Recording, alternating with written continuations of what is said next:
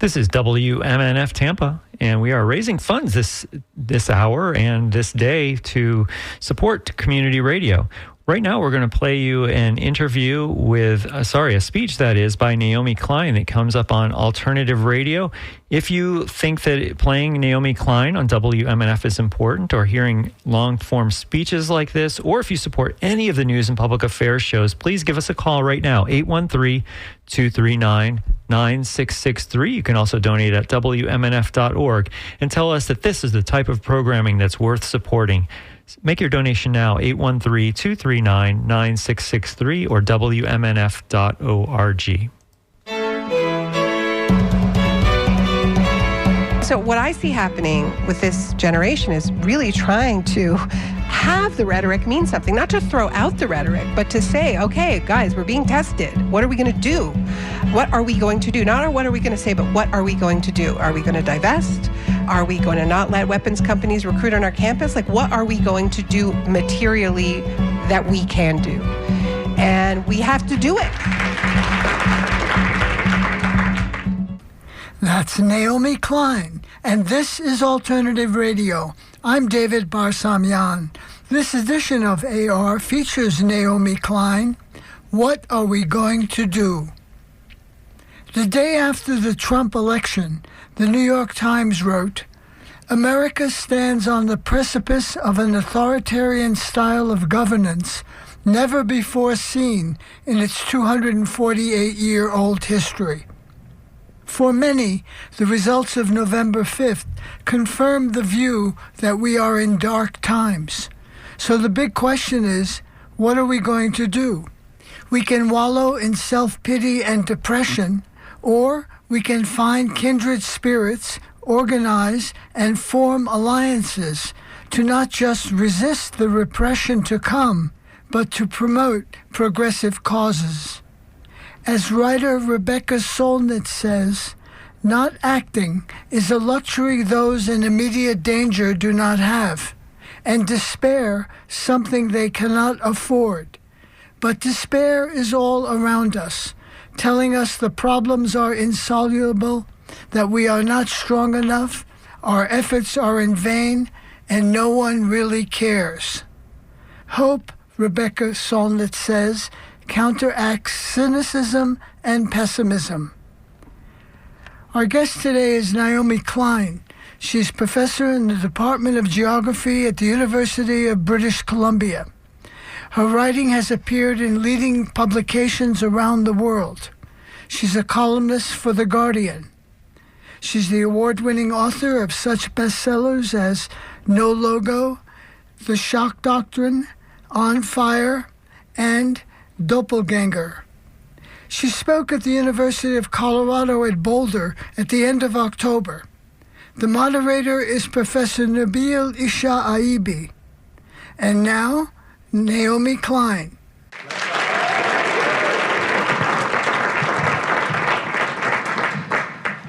I want to thank everybody who invited me here. It's been a long time since I've been on this wonderful campus, and it's got such a rich activist tradition, green activism and human rights and anti-war. I want to shout out the students who have been organizing and taking risks, including students who've been suspended for their activism.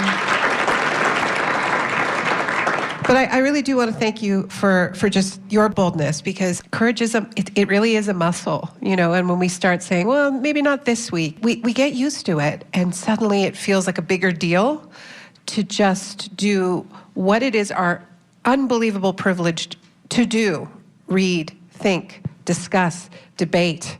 How lucky are we, who work at universities, whether we are on faculty or whether we're students, that this is actually our job. This is what we're doing here. This is our work.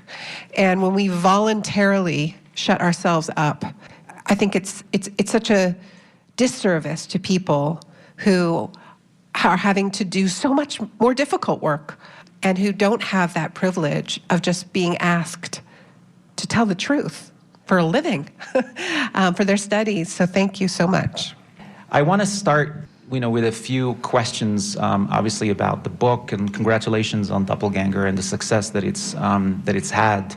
And there is this line in the book where you're talking about your book, The Shock Doctrine, when you shared the galleys with John Berger, the writer. He told you that book, and like what other people had told you, that the shock doctrine actually enraged them, he told you that it provoked and instilled in him a sense of calm. And I want to start there. Okay. This idea of calmness and calm as a form of resistance in times of shock and also times of chaos and confusion. Yeah. To be clear, I don't, when I say that I'm trying to bring a sense of calm, to myself and to the reader. I'm not trying to make you panic. I'm not saying everything is fine. I'm not saying chill out. But I do think that it is a precondition for being strategic, for making priorities, and that when we are in a state of shock, we have event without a narrative that can explain that event. And that's when we get vulnerable and become vulnerable to people who would manipulate us. I got interested in this after 9/11, watching how powerful people in this country in particular, but around the world, used the shock of 9/11 to regress us, to tell us that nothing we knew before applied. There was this phrase that some of you who are old enough to remember that period will recall, which was they would say, oh, that's pre-9/11 thinking, as if nothing you knew before mattered. And in fact, the impulse that many, many people had was to get oriented, to get out of shock, and to do that together. By gathering, there were these spontaneous gatherings around New York City where people just got together and talked in different squares. People, Noam Chomsky's book sold out, because people wanted to understand, okay, well, why do they hate us? What happened? And in response to that, there was to try to understand is to betray, is to rationalize, right? We heard this after October 7th as well. Anything contextualizing, right, is a thought crime. History began on October 7th. That's all that matters. And everything, nothing justified October 7th, but just October 7th justifies everything. I think, one of the things I noticed from immersing myself in conspiracy culture and following my doppelganger down her various rabbit holes and listening to a lot of Steve Bannon is the affect of that world is panic. There's always a hot new reason for you to panic. And I think that that's because when you are panicked, you are childlike. You're looking for, a strong arm figure to stabilize you, protect you, right? And, I'm sure we're all thinking about different people who are playing that role. So, yeah, I want us to be as calm as we can be in the storms that we are in, because I think that that's how we are at our best. But it isn't to minimize the fact that there's a hell of a lot for us to be very, very deeply and seriously concerned about. It's not the British kind of keep calm and carry on sort of thing. I absolutely do I believe in revolutionary change. I think that business as usual is catastrophic on many different fronts. For me as a writer, I'm always trying to get unpanicked and calm. All of my books are attempts to impose some kind of an order, and it's not that the world is ordered when I'm done. It's that my thoughts are ordered and I'm able to interact with the world. And I think that's what we look to nonfiction for. Fiction a little bit less so, but we and I think that's what the wonderful late John Berger was saying to me, and I was so moved by it. I think he was not shocked by the information in the shock doctrine. He remembered many of the events, and when he was saying he felt calm was that it was there on the page. The shock doctrine looks at different torture techniques that deliberately discombobulate the senses, right?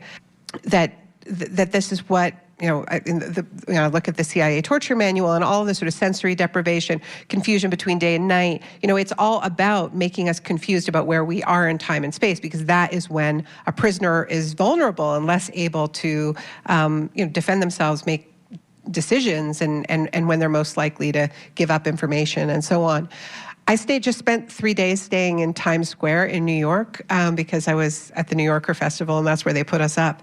I had never stayed in Times Square before. It's such a strange place. I'm like, why are they confusing me between day and night here? It was so hard to sleep. It's like, you people think this is fun? This is really...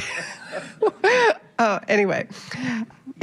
Well, that's Naomi Klein, and we are hearing a speech from her from just a few months ago, and this is WMNF Tampa. We are raising funds to keep WMNF going strong. We really think that there's a lot of support out there in the community. So far this week, we've had great support for all of our news and public affairs shows. It's been a little bit slow this morning, but I think that hopefully with your support, we can pick that up. We have a goal of $1,300 to raise this hour, and we would like to hear from you. 813-239-9663 if you support community radio. And if you want to make a donation on our website, you can go there and look at all of our great thank you gifts. That website is WMNF.org. It's a secure website, and we don't give your information out to anybody. So you can be sure that that's safe. And talking to a phone bank volunteer is safe as well if you call 813-239-9663. And I'm Sean Canan. I'm News and Public Affairs Director here at WMNF, and I'm joined in the studio right now by our General Manager, Randy Zimmerman. Thanks so much for coming in, Randy. It's a pleasure to be here, Sean, and I just want to let folks know that if you're new to the Tampa Bay area, if you're new to WMNF, welcome.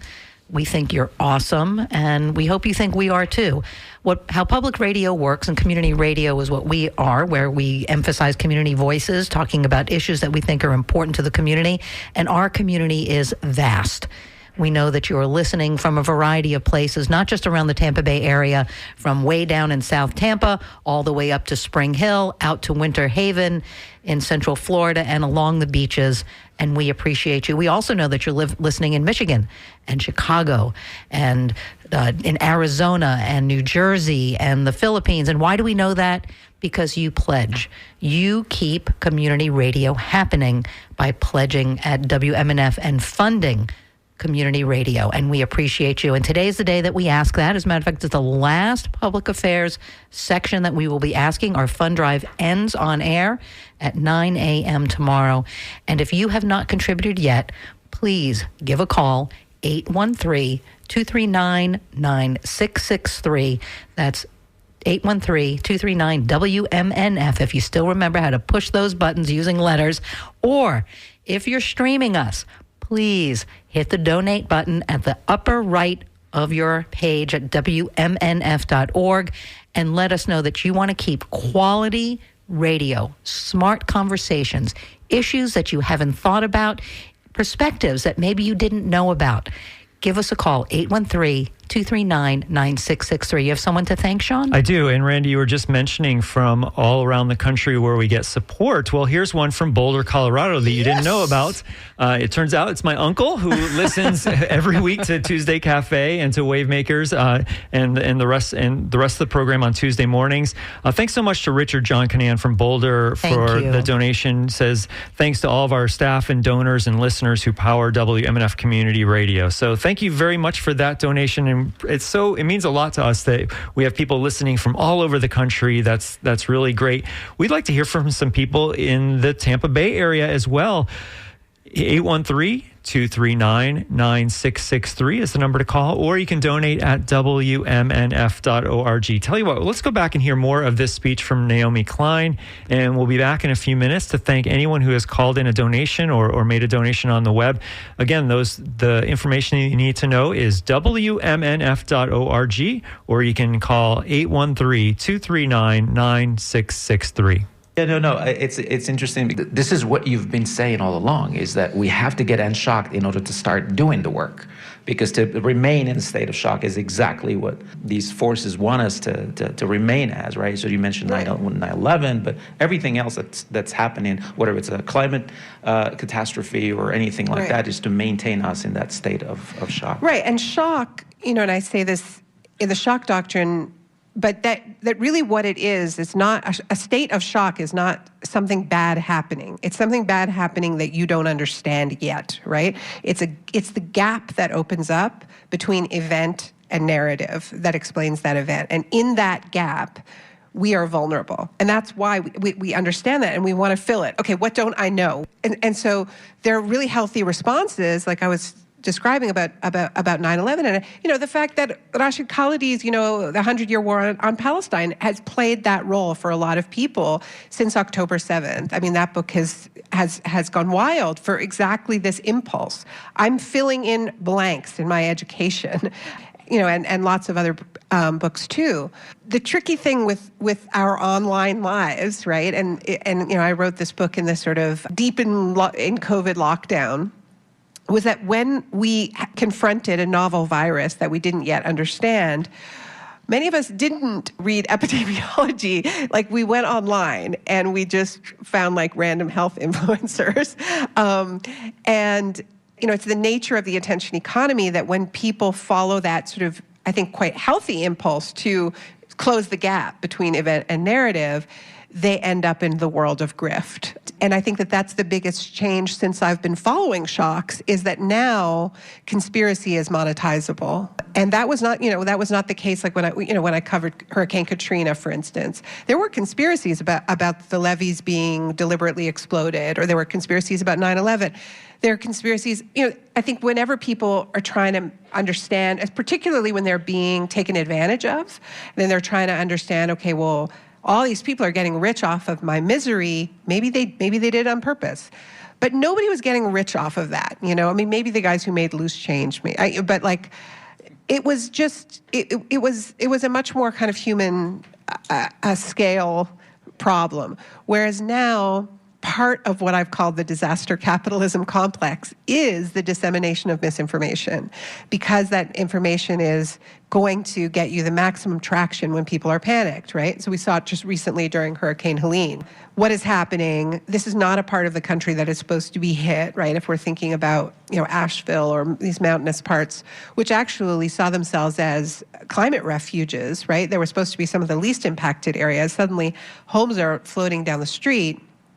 And, into that breach, into that gap come, maybe the government is controlling the weather, right? Maybe they're after the lithium, maybe they're after, and it becomes this kind of tornado of misinformation, much of it contradictory.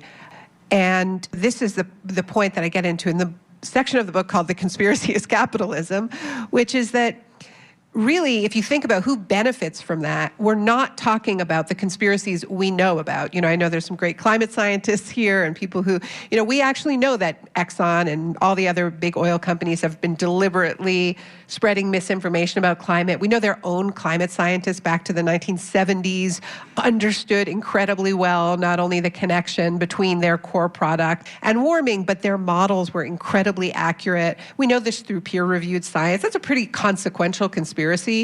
But while we're talking about the, Marjorie Taylor Greene version, or maybe people aren't being saved because the migrants got the money, well, that it actually benefits elites. So the posture is we're taking on the elites, but of course the people who are so happy to spread it are some of the richest people on the planet, like Elon Musk, who's a one-man conspiracy himself, right? So, I mean, it's an elite protection racket, this whole monetized conspiracy world, if that makes sense.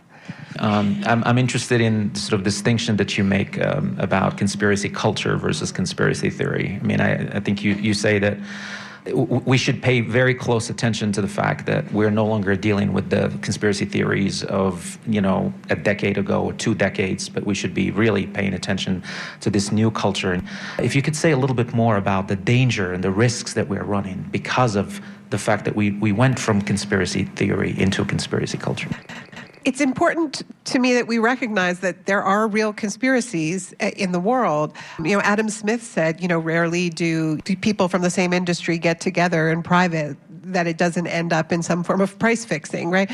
It's not mysterious. It's not as salacious as the kind of QAnon version of like, they're trying to drain the adrenochrome from these kids to live forever. It's just kind of capitalism doing its thing. And usually it does it in public, but sometimes it does it in private. And, the shock doctrine was a history of the uses of shocks, coups d'etats, dirty tricks, in order to impose neoliberal economics, which we were then told, spread around the world through freedom and light. And it's also true that left-wing analysts and researchers often get called conspiracy theorists as a way to dismiss them, right? So I don't call these folks conspiracy theorists. I call them conspiracy influencers or conspiracy fantasists, just because I have too much respect for theory to do that, And there isn't really a theory. It's sometimes called conspiracy without a theory, and because it is so much a part of the attention economy and so much about getting the clicks, the theories often wildly contradict one another. So we saw this during COVID, early days where it was all about the masks. Don't mask, it's just a cold, right? But then it was like, no, it's a bioweapon. And then it was like, no, the vaccine is the bioweapon. It's like, but nobody ever tried to resolve these different conspiracies. They were just kind of like, they would just match every phase of what people were talking about. And then a new conspiracy, a new sort of, I'm not going to say theory, but a new story really would emerge that was going to ride that wave, right? Kind of clout chasing, really. I think that we end up not talking about the conspiracies that are right in front of us, because there was a huge amount of very real disaster profiteering during the pandemic. We saw, the world's 10 richest people double their wealth. We saw tech companies taking advantage of remote schooling in order to push their products. We saw vaccines, which frankly, I don't think should have ever been patented in the first place because they were developed with public funds. It was, it was a fee-for-service arrangement with our governments. Why was so much wealth made off of these vaccines? And we also saw vaccine hoarding in the global north. So there were many things that we could have been talking about instead of talking about whether Bill Gates is trying to inject something to track you, instead of whether or not this was like a plot to make women infertile or whatever. And this is the kind of thing that my doppelganger, Naomi Wolf, was at the center of, which is why she became kind of an interesting sort of, I call her like the white rabbit that led me down the rabbit hole. She's not the subject of the book, but she's a major player in the world of medical misinformation and disinformation. There was a study that found that she was sort of ground zero of the vaccine shedding myth, the idea that people who were vaccinated were shedding their vaccine particles onto unvaccinated people, and it was causing them to, maybe be infertile or affecting their periods and things like that. That was one of her big things. And like you talked about the facts wrong and the feelings right, she really had her breakthrough when she started saying that the vaccine verification apps that we all had on our phones were actually listening in on our phone conversations and listening in on our conversations in person, and were part of a plan to bring a Chinese-style social credit system to the United States. So once she said this, then suddenly she's on Tucker Carlson, she's on Steve Bannon's show every day. And what I realized was that she was wrong about the facts of this. Like, these vaccine verification apps were not eavesdropping on our conversations. They weren't surveillance devices. But, the response from like liberal Twitter was this really kind of snide, like, well, wait till they hear about cell phones, right? Which I found really interesting because it speaks to the fact that we all are incredibly uneasy about the fact that we live in a surveillance state and that we don't know what our phones are doing with our data, and we all have had that weird experience, like, it's my phone listening to me? What is going on right now?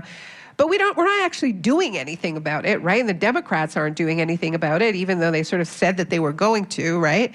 And so the response to this misinformation about the vaccine verification apps is like, well, we, world-weary people understand that it's really just our cell phones that are doing all of those things, right? But why are we okay with that, right? And so if we've somehow normalized this level of surveillance, then of course Steve Bannon and Tucker Carlson are going to tap into the fact that people have very strong feelings about surveillance, as well we should. We should all be very worried about it. We should look for real solutions to it. We shouldn't project all of it onto a vaccine verification app. There are real questions about those apps, by the way. Like, any time you digitize life further and, make people have to have cell phones, you are restricting who's going to have access to these spaces. I'm not a big fan of it.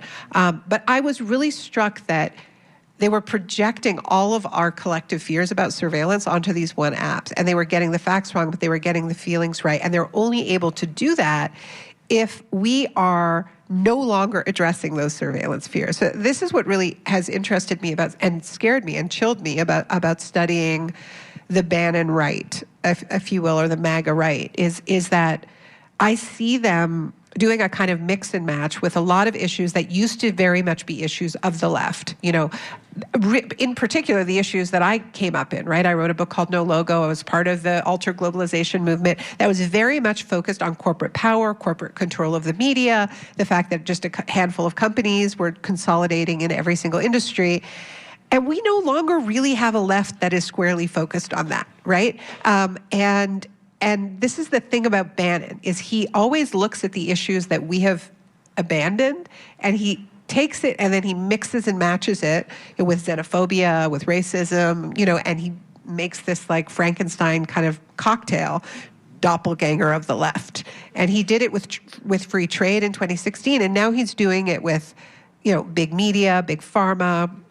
So those were the moments when I felt really disconcerted in my research, was when I'd be listening to Bannon, and he'd sound a little like me and Bernie, and Amy Good, where he be, and then I would go, well, are we still talking about this? I'm not sure we're talking about it with the same kind of focus.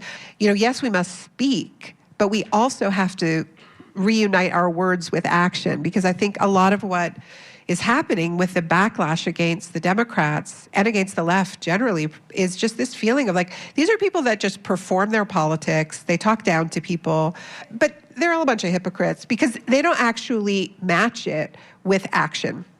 Where we see the veil pierced sometimes in a possible glimpse of another kind of politics is when, somebody like Sean Fain, who's head of the Auto Workers Union, talks about eating the rich, and his Eat the Rich T-shirt, and comes out and says, we're gonna get a new contract for auto workers, and record profits mean record wages, and so he's not just posturing, he's not just wearing an Eat the Rich gown. I mean, he's actually talking about getting a share of the profits, right? And that's the kind of thing Trump doesn't want to deal with. That's the kind of thing that Bannon doesn't want to deal with, which is why he didn't want Trump to run against Bernie, because it's all a kind of there's a lot of artifice going on, but there's also a lot of artifice going on in the Democratic Party. So, like when I watched the RNC from start to finish, everyone's like, "Why did you do that?" Because you got to watch these folks, But it's amazing because it's like this mashup of everything that is just sort of defiantly fake, right? It's just like, it's beauty pageants and pro wrestling and stadium rock and reality television and all these things that are like, they're not pretending to be real, and everyone's kind of in on it, and it's just dialed up to like 1 million, and so we all understand like that's fake, But then you look at the DNC and it's like, is this prestige TV? Like, what is this? This is like Coach Walls is kind of like Ted Lasso, and then Kamala Harris is like the lovable police chief in every procedural drama you've ever seen, right? But it's like nobody's really actually engaging with reality, right? I mean, if you're saying, yeah, we believe climate change is real, but let's please have much more fracking, right? So I'm not saying that they're equivalent, but I'm saying that when you aren't actually willing to get real about where we are, you're leaving a door wide open for people who come in with a defiantly fake message, but the part of their project that's real is the hate. That's what they can deliver on. They can deliver on the dominance. They can deliver on, you can have control over your kids again and your wife again and, the border again. And, that stuff's cheap. Well, that's Naomi Klein speaking just a few months ago, and you're listening to WMNF Tampa. If you find the programming on WMNF engaging and you think it's worth supporting, we would love to hear from you right now. We're looking for funds. We would like to raise $1,300 this hour to keep the station's goal on track. We just got a donation from Audie Bryan from Tarpon Springs. Thank you to Audie, and Audie thanks me. Thanks for saying that. I appreciate the recognition. Thank you for that. But it's about WMNF, and we hope that you support the programming on WMNF. The number to call is 813-239-9663. You can also donate at WMNF.org. And Randy Zimmerman is here as well. Good afternoon, Sean. It's great to be here, and it's just fabulous to be listening to Naomi Klein here in the Tampa Bay area, speaking truth to power, telling us what some of the things we should see and hear when we listen to some of the Republican rhetoric, Democratic rhetoric. And she's also saying it's important to put deeds in front of your ideas and your words. And that's what we're asking you to do right now during our fund drive, is to put some deeds, put a little bit of your hard-earned money in terms of sharing your love of WMNF, sharing your support for community radio. We need to hear from you now. 813-239-9663, or hit the Donate Now button at WMNF.org. Pick up one of those great artist t-shirts. Let's say you've never contributed to public media. You have no idea what to give. For as little as $100, you'll be able to wear that great WMNF artist t-shirt, which has the WMNF burst logo coming out of the waves, and around it says independent radio, live, local, and on the Gulf of Mexico. I like to say that you're helping to fund the left side of the radio dial from the right side of geography or history, whichever you would like to say. And on the back of that shirt, it says zero silence, just waves. And that's what Naomi Klein is doing in this speech. She's making waves, she's making us think, and she will not be silent. But according to the federal government, according to the folks in the White House, that's exactly what they want to do. They want to shut down a variety of community and public sources. They want to take away the money, and they want to say, nope, we're going to silence you, which is exactly what's going to happen to this great national system that was built up over decades in the United States that we're very, very proud of. Independent radio. We decide with your support what happens and what gets said on the radio. So if you want to continue to hear community voices, continue to hear Naomi Klein, continue to hear Amy Goodman, continue to hear all the things that nobody else will let you hear, and certainly the federal government wants to silence, give a call, 813-239-9663, or hit the donate button in the upper right of your WMNF.org webpage. Your donation helps us to keep us independent. It helps to keep things resilient here. We're fighting, I guess, in a way, we're fighting against the censorship and against the public media getting shut down. Well, your donation helps to support that and helps to be for us to be resilient against that. The number to call in is 813-239-9663. We've gotten 2 donations this hour. I'm really happy about that, but we are looking for you as well. The number to call is 813-239-9663. There's one person on the line. I hope that's a donation for WMNF. That would be fantastic. But we're going to need more of you to call it. We're going to need you and your support if we're going to reach this $1,300 goal this hour. 813-239-9663. That artist t-shirt that Randy was talking about a moment ago, which is available for a $100 donation or $10 a month on the Circle of Friends. Very soft material. It's going to feel very comfortable. And we also, if you'd like to join the Circle of Friends at $10 a month or more, we can offer you this Circle of Friends exclusive t-shirt. That's a different t-shirt. It's a black color, and it has the Circle of Friends and the WMNF logo on the front. So that's, if you'd like either of those, it's at 813-239-9663. Actually, the logo's on the back, I should say. WMNF.org is also how you can make a donation. We're going to go back now and hear more of this speech from Naomi Klein. But in the meantime, we'd like you to go to your phone and make a donation. We'll be back to thank people in just a moment. You can either be thanked by name or you can remain anonymous. That's up to you. Here's the number to call, 813-239-9663 or WMNF.org. It feels like the other side is just doing reactive politics, right? Sort of we're not doing it. You have this line, this incredible line on page 152 about your friend Bill McKibben, the author of The End of Nature, talking about the futility of words. And you say, quote, "What if our books, our movements as they are currently constructed, often in ways that resemble brands, are only changing words?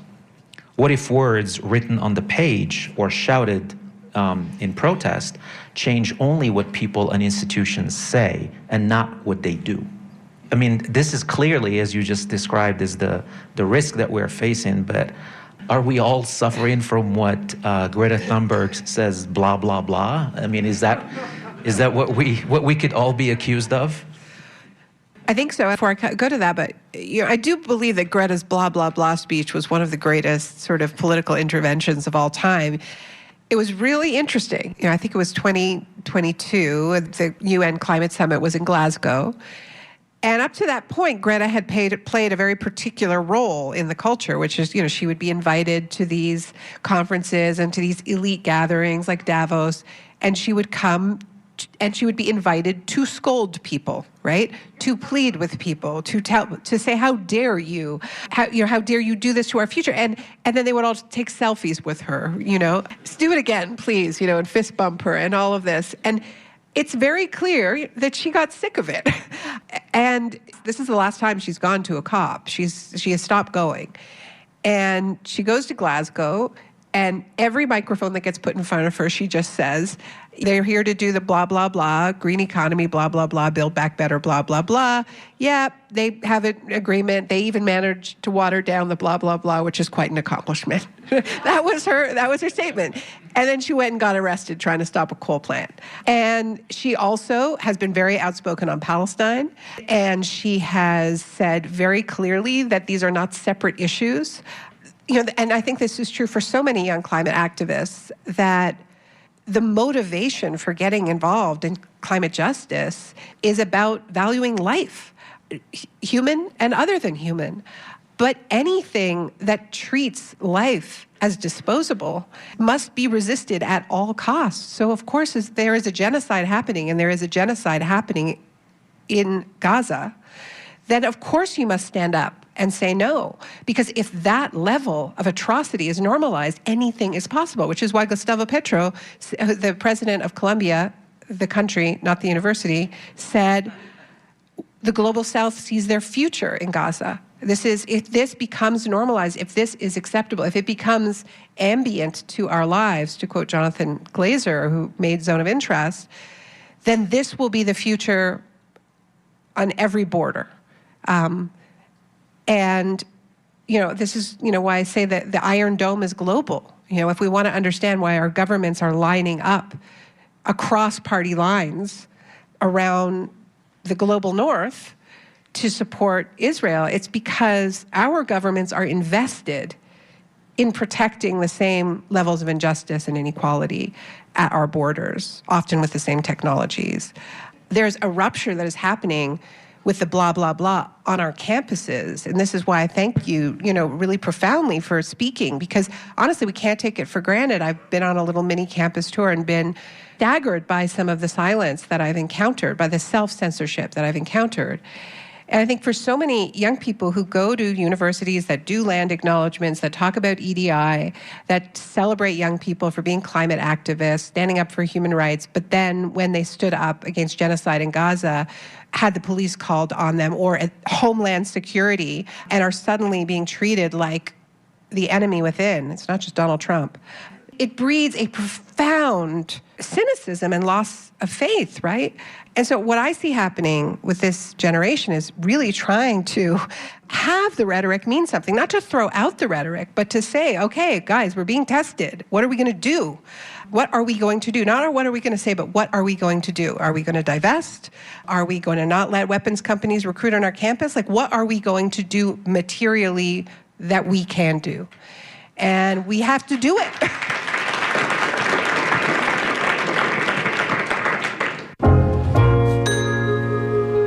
You're listening to Naomi Klein. What are we going to do? This is Independent Alternative Radio. To get copies of this program and for her Doppelganger book, call us 1-800-444-1977. Again, 1-800-444-1977. Or online, our website, alternativeradio.org.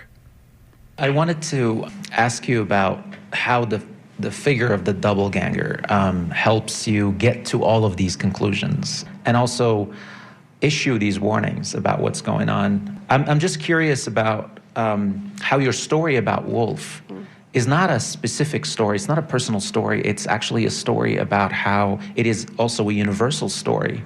It's about how societies and countries have become doppelgangers of themselves. right? Whether it's Israel, whether it's the United States, whether it's, or any other society. Yeah. And you say on page 274, what if the full-blown fascism is not the monster at the door, but the monster inside the house, the monster inside of us? Right? This is the biggest danger, right? Sort of, we follow you in the story about Wolf, but we shouldn't really just stay there, obviously. What I realized was that having a doppelganger was a sort of, my friend Keel McClear, who's a wonderful writer, talked about it as a narrow aperture that could let me look at a few different things. I'd wanted to return to the subject of personal branding, for instance, because a brand is kind of a double that we make of ourselves, right? My first book was about branding, but it came out, in 2000, and there was pre-iPhone, it was pre-social media. It was not yet possible for all of us to be brands. I mean, when I wrote No Logo, Michael Jordan was a brand, but English professors were not brands, But suddenly we all ended up with advertising companies in our back pockets, and they told us it was free. They didn't tell us they were going to hoover up all the data and make doppelgangers of us using AI, but that's a whole other story, right? So what I realized is, this is interesting. I have a branding problem. There's another Naomi who people think is me, and she's doing all kinds of wild things, and people keep screaming at me on the internet about it. But then I'm like, well, is that me on the internet, or is that a doppelganger of me? And who are any of us? And this was like, deep pandemic thinking. And so I realized I could get back at this subject, but not do it from the outside, kind of do it from the inside, right? Where we're all implicated, right? It's easy to be like, oh, you are the brand, and I am a true human. But we're all, of none of our choosing, all trying to kind of get by. And I think the impulse to perfect the self is really an impulse really to survive when so much security has been stripped away in this economic model. We're trying to build our little branded lifeboats, right? So part of how I mapped this was by reading a lot of books about doppelgangers and watching a lot of films about doppelgangers and calling it research. So, I read Dostoevsky, The Double, and Saramago, and watched Charlie Chaplin's The Great Dictator, and a lot of Jordan Peele. And, what you realize is that many artists have used the figure of the doppelganger to explore fascism, to explore this feeling of Freud talked about how we're drawn to the doppelganger because the doppelganger stands in for the lives we might have lived, right? Well, that's Naomi Klein talking about doppelganger, a topic that she's written a book about. And I'm Sean Canan, and I'm joined in the studios by Randy Zimmerman. We're breaking in right now because we want to thank some people who have just donated to WMNF and to encourage you to do the same, to call in 813-239-9663. I want to thank Nancy from St. Petersburg with a $100 contribution. And she is getting the short sleeve T-shirt that we have to offer, the artist T-shirt. That's available to you for a $100 donation as well. And she said this is a great talk, so thank you very much for that. I also want to thank former Wavemakers host Tom Scherberger with a $108 contribution. He's also getting the WMNF T-shirt. And he says that although Janet and I are no longer doing the Wavemakers show, we're still avid supporters of WMNF and its vital mission, especially until today's political environment. Thanks for that, Tom and Janet. And also, I should say that Tom is helping to put together a WMNF speaker series that we're going to tell you more about in the coming weeks and months. So look forward to that. And I should also say that in this time slot, starting in 2 weeks, we're going to have the big gay radio show. It's moving to daytime. So clutch your pearls, as wherever the surly voices say.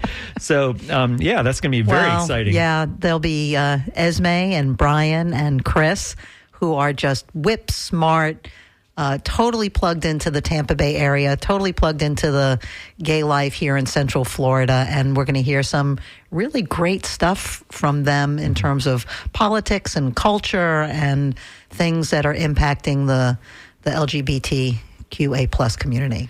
Yeah, looking forward to hearing that. They're going to be stripped down. Stripped down version. But I think they're going to do more of their cultural stuff, music on HD4 coming up.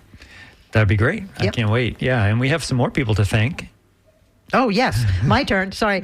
Dave Biter in Clearwater Beach, Florida. Thank you very much for a $100 pledge. And you are also picking up that artist T-shirt. And Dana Frana in Tampa is getting the 4-inch magnet, which is that same great logo that's on our T-shirt, but a smaller contribution of $27.10. Thank you so much. You're paying for the postage. So appreciate donations like that as well.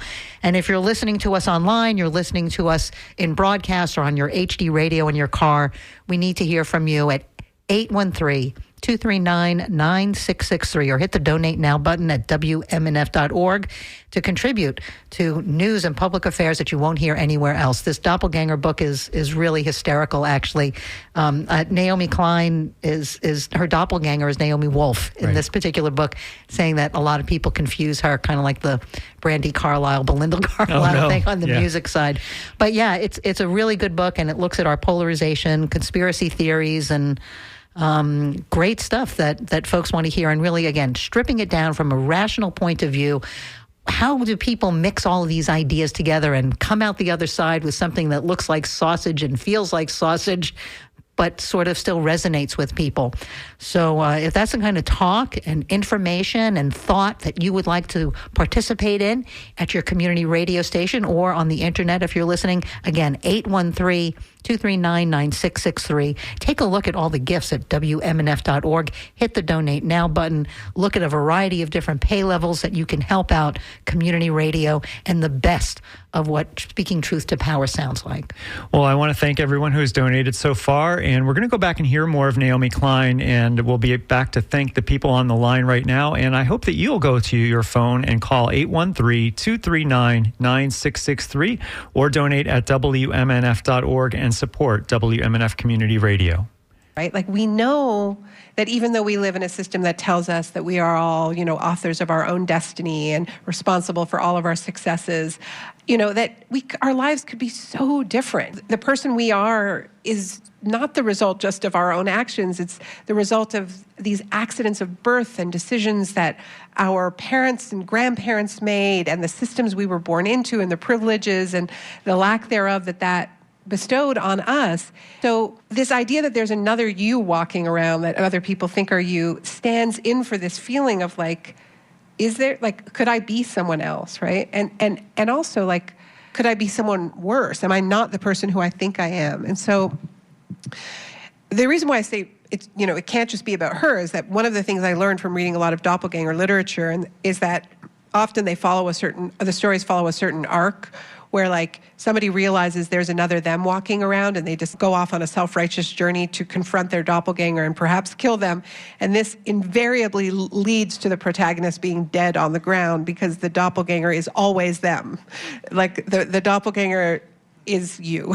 It's holding up a mirror going, do you like what you see? You can't stab your doppelganger, even if you would like to. You have to actually see what your doppelganger is showing you, parts of yourself that you don't want to see. There's so much talk of fascism in the moment that we're in. Is he or isn't he? That this should be a moment where we really look at ways in not just that they are acting like fascists, but that we might be. You mentioned Walter Benjamin's famous line of every document of civilization is necessarily and always a document of barbarism. And also, Aimé Césaire, who said very eloquently, he said that colonialism, modernity, and fascism are all just a snake-in old story, right? It's like these are things that are happening every day. We are not better than other people. We're not better than other cultures. We think that we are, and we want to teach them all kinds of lessons. But we should also check in the fascism at the door. I think this was the part of the research that was most important for me personally, and that has been most orienting in terms of understanding the moment. The book came out a month before October 7th, and that has helped me sort of understand the rise of the far right globally, helped me to understand the ways in which people I know and grew up with are rationalizing atrocities right now. And that is, you quoted César and Benjamin. I went to a Jewish day school. I thought I understood what the Holocaust was and what fascism was. It turns out I was not exposed to a huge body of literature that, and neither was almost anyone I know, which is embarrassing, including my parents who are lefties, but all of these anti-colonial thinkers in the 30s and 40s were saying about the rise of fascism in Europe that this is not new. This is not a rupture. This is imperialism, colonialism, boomeranging, in César's words, back to Europe. Now, I know there are many scholars in this room who are familiar with this literature. I was not. The literature I grew up with was the Holocaust was a rupture in time and space. Once again, a shock without history. In fact, to compare it with any other genocide was anti-Semitic. There was, in the words of Claude Lanzmann, a ring of fire around the Holocaust. And so even to do any, like he was talking about filmmaking, but you can't go into it, you can't understand it. Like that there was a forbidding. In fact, Lanzmann used this sentence to describe.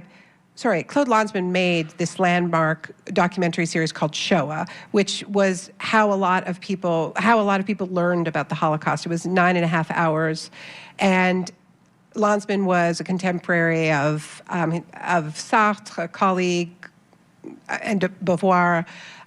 He was in the French Resistance. He made this landmark film. But this was a really, really key part of how he explained the Holocaust to the world. He used this phrase, "Here there is no why." Here there is no why about Auschwitz and about the Holocaust. The phrase comes from Primo Levi, who was in Auschwitz, and he was quoting a guard saying, "Here there is no why." So if anyone is asking why they're there, and the answer was, "Here there is no why." So a guard's answer to a prisoner becomes why we're not allowed to say why, how, can we compare, how did it happen? So W.E.B. Du Bois, César, Benjamin, later Arendt, many others were trying to understand the lineages of European fascism. And the lineages are in settler colonialism here. Hitler was very open about what he learned from the Jim Crow South, from eugenics here. The whole idea of Lebensraum expanding, getting elbow room to the east, was built on the western frontier. I mean, it was an expansion of that, but also the genocide, the German genocide of the Nama and Herero in what is now Namibia. After the First World War, Germany lost its colonies, including in Africa, and so decided to expand eastward, right? So there are all of these, not wavy lines, but straight lines from colonialism in the global south and settler colonialism here and in Australia and Canada. And it was not part of our Holocaust education, which means we don't know. I mean, we watch all these interviews. Is he? Well, I have to cut Naomi Klein off. I apologize for that. And this is WMNF Tampa. We're going to go up to NPR News headlines in just a minute or two. And after that, we're going to be joined by Nadine Smith, and we're going to hear Wide Awake America. This is WMNF Tampa, and we're asking for funds right now, 813-239-9663 or WMNF.org. Our goal was to raise $1,300 this hour. We've gotten about 5 or 6 donations so far. We could make that goal. I hope so. And if you'd like to help to contribute, it's 813-239-9663 or WMNF.org. And Randy Zimmerman has a thank you to make. Yeah, I want to give an incredibly hearty thank you to Angela Furland, or is it Furland, in Clearwater, Florida, who is picking up the artist T-shirt and giving not just $100 a month or next month or the month after or the month after. Angela's joined the Circle of Friends and is giving $100 every month for a $1,200 donation towards News and Public Affairs. And you make me weepy, Angela. Thank you so much for that very, very generous pledge towards News and Public Affairs, because apparently it's worth $100 a month to you, as it is to many of us who are listening, whether we can afford it or not. So if you want to contribute to News and Public Affairs and let us know how important this is, like Angela in Clearwater, do what you can, whatever you can do. Pick up the artist T-shirt, pick up one of these hats, pick up a bandana, pick up a beach pack. You can pay it out over time or pay it out at once. but please give to community radio. Again, it's about making sure these voices are not silenced, that Naomi Klein is not silenced, that Sean Canan is not silenced, that Chris Young is not silenced, that Nadine Smith, who's about to come on, is not silenced. 813-239-9663 or WMNF.org. Yeah, thanks to everyone who donated in the last hour and who helped to put us over the goal for that hour. We really appreciate that. Now we're looking for your support for Wide Awake America. 813-239-9663. You can also donate at WMNF.org. This is WMNF Tampa. We'll be back after the NPR News to raise funds for Wide Awake America. Thanks so much.